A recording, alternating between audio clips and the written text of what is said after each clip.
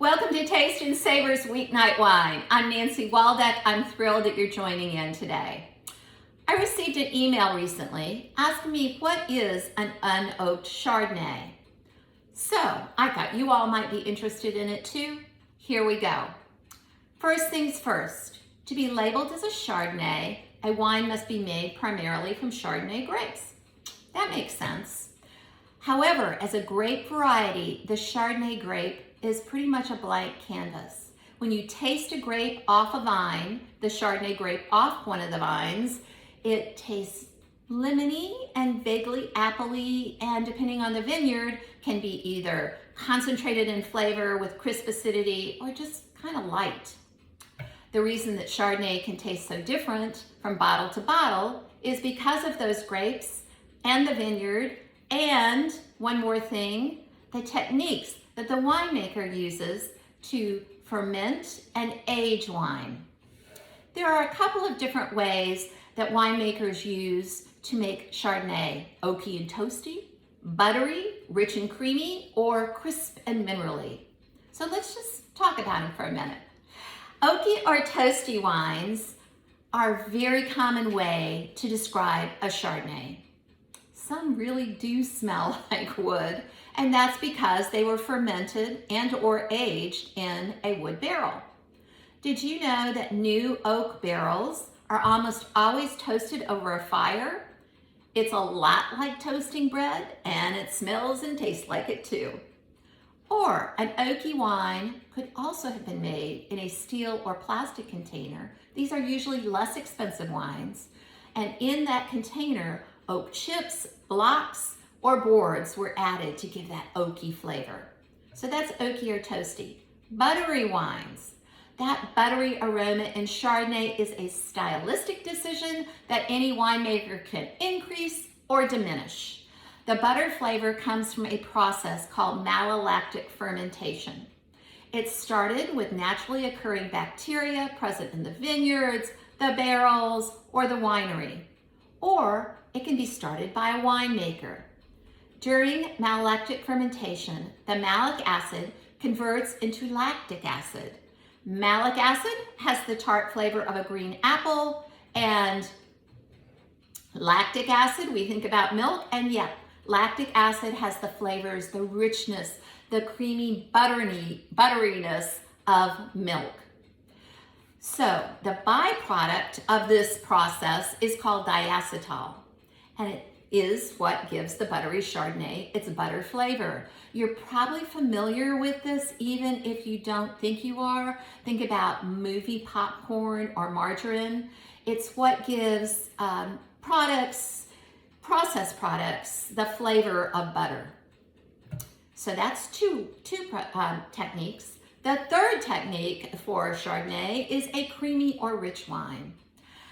These winemakers use the leftover lees, and lees are the dead yeast cells and grape skins in a wine that can form a fine silt or solid in the wine. Those lees, it's called surly in French, can add a creamy texture, there we go, rich or creamy, texture that mimics the effect of an oak barrel or can amplify it. Some winemakers even stir the lees frequently back into the wine as it is either fermenting or aging, and that can encourage even a more creamy texture. All of these processes affect the body, the taste, the texture, and the aroma of the wine. It's the winemaker's choice whether the wine will go through one or all three of those techniques for the finished wine. So what is an oak Chardonnay? It simply means that because instead of aging the wine in oak barrels, the wine is fermented or aged in stainless steel or even concrete. That's another video, but we'll talk about that someday too.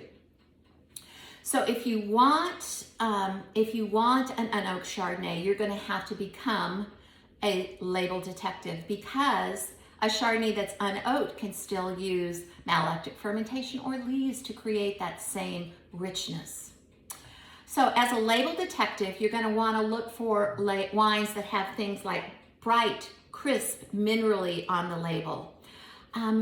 A really good example, if you want to taste a really good Unoaked Chardonnay, is a Chablis from Northern Burgundy in France. You'll have to do that on a weekend because it's not a weeknight wine price, but it's delicious and it's dry and lean and crisp. It's almost tingly in your mouth. So what am I drinking today? I thought it might be fun to try the Kendall Jackson Unoaked Chardonnay, since Kendall Jackson was one of the first oaked Chardonnays that I learned to love wine with. So this is the Avant Unoaked Chardonnay, and when I looked at it against a white background, I'm using my milk here, I see that it's a lovely straw color, and when I swirl and smell it, it's got that green apple note and a little bit of tropical fruit. I'm going to taste it.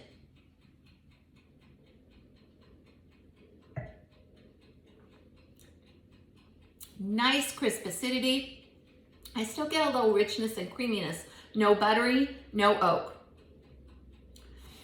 I found this in the regular grocery store for about $16. It's going to be super food friendly, so that's a great buy for a wine this good.